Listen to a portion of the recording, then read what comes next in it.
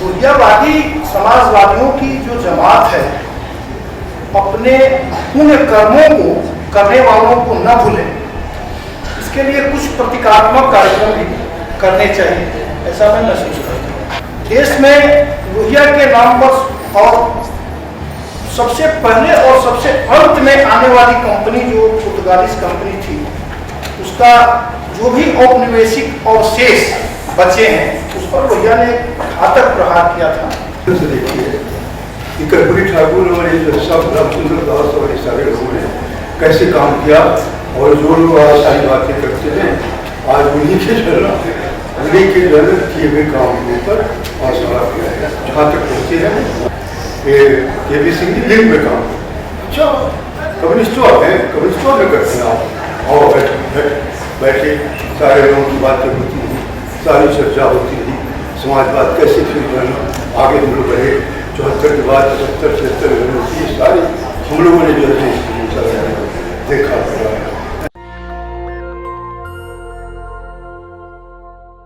ये साल मैंने अपने लिए 2 साल में दिमाग था मतलब बढ़ते बढ़ते बचा, तो ये साल मैंने अपने लिए जो तय किया है वो ये कि गांधी के साहित्य को पढ़ूंगा, उस पर लिखूंगा और बोलूँगा। इसके तहत उन जगहों पर जाने की हम कोशिश कर रहे हैं जहाँ शुरुआत से लेकर गांधी भारत में जब दक्षिण अफ्रीका के बाद आए तो गए, एक शुरुआत हम लोगों ने की है। हम चंपारण के पहले गांधी एलएस कॉलेज में गए हुए थे, तो पिछले 12 नवंबर को आज की सोशल मीडिया और गांधी की पत्रकारिता विषय हमने अपनी बातचीत रखी वहाँ एलएस कॉलेज के लोगों को। एक कोशिश हम लोगों की यह भी है, 15 अप्रैल 1917 को गांधी चंपारण गए थे, लोगों के अत्याचार के विरोध में वो आंदोलन शुरू हो, और गांधीवाद के सत्याग्रह की तीसरी लड़ाई जो गांधी ने चंपारण से शुरू की थी 15 अप्रैल को, वहाँ भी हम लोग कुछ कार्यक्रम कर रहे हैं। ऐसा हम लोगों ने कलकत्ते में अभी हम लोगों ने एक कार्यक्रम किया था 12 और 13 और 14 दिसंबर को, जिसमें एक कोशिश हुई कि जो भी जिन लोगों से बातचीत हुई उसका एक दस्तावेजीकरण जिसकी बात अभी कर रहे थे उसको हम लोग कुछ छापे हैं और संयोग से अच्छा बन गया, क्योंकि लिखने पढ़ने वाले लोग रहे हैं तो ये काम हम लोग करते हैं। कोई मंच हम लोगों का नहीं है, कोई सामाजिक संगठन भी नहीं है, अपने ही से जोड़ के और अपने ही से बातचीत करके हम लोगों को जो बन पड़ता है अपने सहयोग से करते रहते हैं। तो आज की कर्पूरी ठाकुर जी की को याद करते हुए जब आप सभी लोग अपने इकट्ठे हुए हैं तो 2-3 चीज़ों की तरफ हम आपका ध्यान आकर्षित करना चाहते हैं और उसके बाद अपनी बात खत्म। पहली बात यह कि नीतिगत रूप में भी देखें तो गोवा सत्याग्रह का ये 75वीं वर्षगांठ है। 18 जून 1946 को गोवा सत्याग्रह शुरू हुआ था डॉक्टर राम मनोहर के नेतृत्व में, और 26 जून 1946 को महात्मा गांधी ने हरिजन में उसके समर्थन में लिखा था। तो लोहियावादी समाजवादियों की जो जमात है अपने उन कर्मों को करने वालों को न भूले, इसके लिए कुछ प्रतीकात्मक कार्यक्रम भी करने चाहिए, ऐसा मैं महसूस करता हूँ। तो पहली बात तो ये कि वो कोशिश कर रहे हैं कि लोहिया के नाम पर प्रतीकात्मक ही सही पणजी हवाई अड्डे का नाम डॉक्टर राम मनोहर लोहिया हवाई अड्डा किया जाए।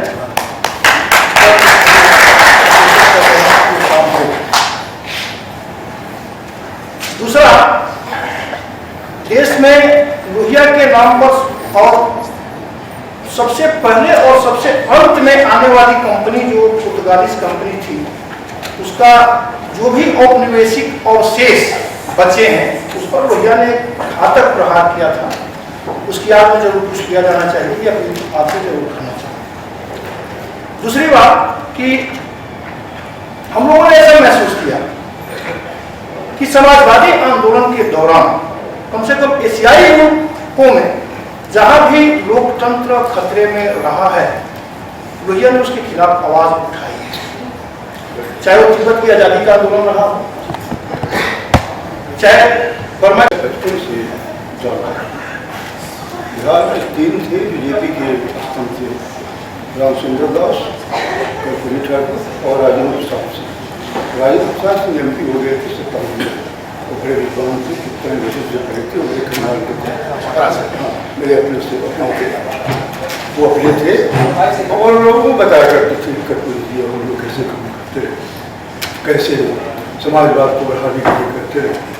से देखिए कि कर्पूरी ठाकुर और ये जो सब रामचंद्र दास और ये सारे लोगों ने कैसे काम किया, और जो लोग आज सारी बातें करते हैं आज उन्हीं के जरूर किए हुए काम के ऊपर हौसला किया है, जहाँ तक पहुँचे हैं वहाँ तक पहुँचे हैं।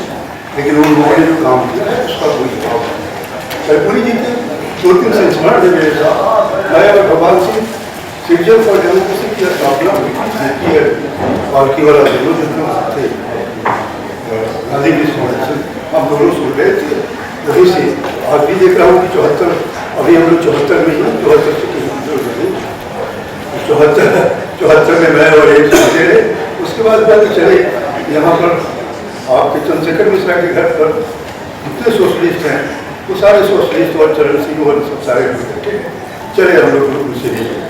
तो हम दोनों आए यहाँ मिले, तो जैसे ही घुसे भगवान सिंह घुसे, राजनाथ जी बैठे हुए थे यहाँ सामने, राजनाथ जी कहेगा और बैठो, एक इन्होंने कहा कि सिंह साहब KP सिंह है, रिंग में काम करते हैं, रिंग समय की बनती थी उसमें मैं काम करता हूँ, ये KP सिंह जी रिंग में काम करते हैं।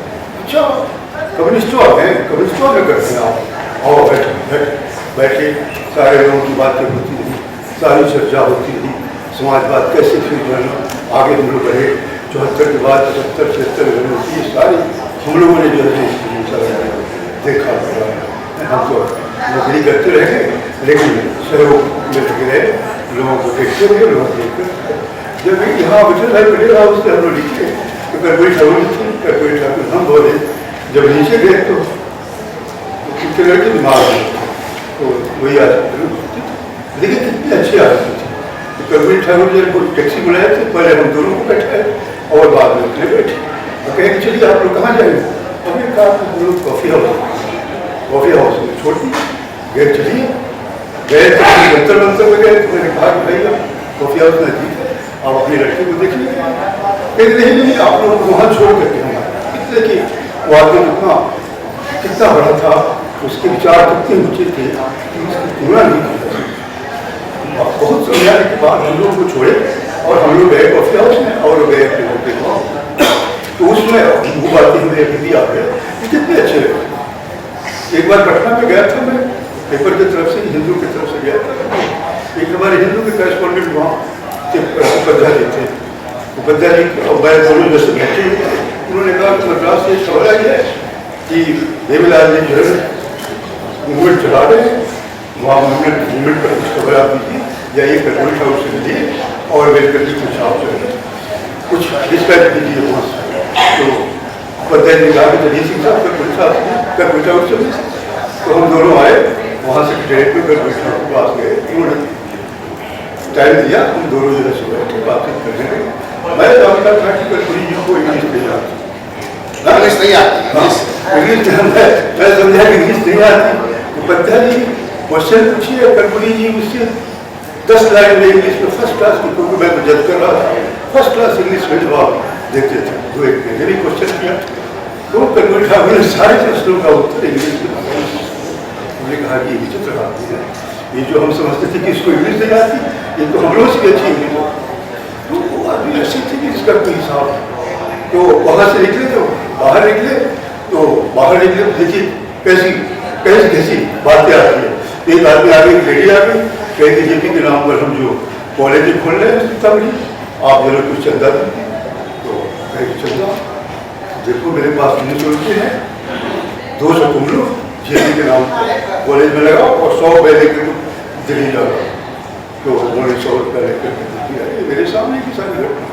तो ऐसे व्यक्ति इन लोगों के सहयोग से, इन लोगों के कार्यक्रमों से ये मुल्क समाजवाद में यहाँ तक आया। हम लोग देखते हैं, हम लोग तो नहीं इन्वॉल्व हुए, हमारा कुछ आइडियोलॉजी दूसरी हो गई, भगवान सिंह की आइडियोलॉजी दूसरी थी। हम लेकिन दोनों हम जैसे मिलकर काम करते देखते हैं। तो वो जो है ना उनका उन्होंने जैसे दिया 200 रुपया, उस लेडी को दे दिया। दूसरी बात बड़ा क्लोज था। एक बार लाइन पलट पर खड़ा था, तो पुलिस वहाँ गए, कि मिश्रा से मिलूंगा, तो दूसरा अच्छा तो पुलिस ठाकुर उनके क्लासमेट शुरू के दिनों में पढ़ते होते साथ। तो कैसे आए, क्या ठीक ठाक हो ना? तो हाँ पढ़ी ठीक ठाक हूँ, लेकिन लड़का बीमार है, उससे ठीक ही नहीं। अच्छा तो उनके एक पे भुगता होता था, भुगता पुलिस ठाकुर को 5,000 रुपया दो, मेरे पैसे की जरूरत नहीं, मैं पैसा क्या करूँगा? देखो मैं जानता हूँ इसको, मैं बचपन से जानता हूँ, इसके जेब में रखे, इसको जरूरत हो। तो ऐसे लोग थे, विचित्र लोग थे, ऐसी मदद करते थे, ऐसी ये व्यक्ति थे। तो ये सब सारी चीजें संस्करण, इससे हम लोग की शिक्षा लेने की जरूरत है। नेशनल दस्तक की आपसे गुजारिश है कि अगर इसको बचाना चाहते हैं तो नेशनल दस्तक को सब्सक्राइब करने के लिए रेड कलर के सब्सक्राइब बटन को दबाएं, फिर बेल आइकन की घंटी दबाएं। नेशनल दस्तक को बचाने के लिए बहुत जरूरी है कि हर खबर को शेयर करें, लाइक करें, कमेंट जरूर करें।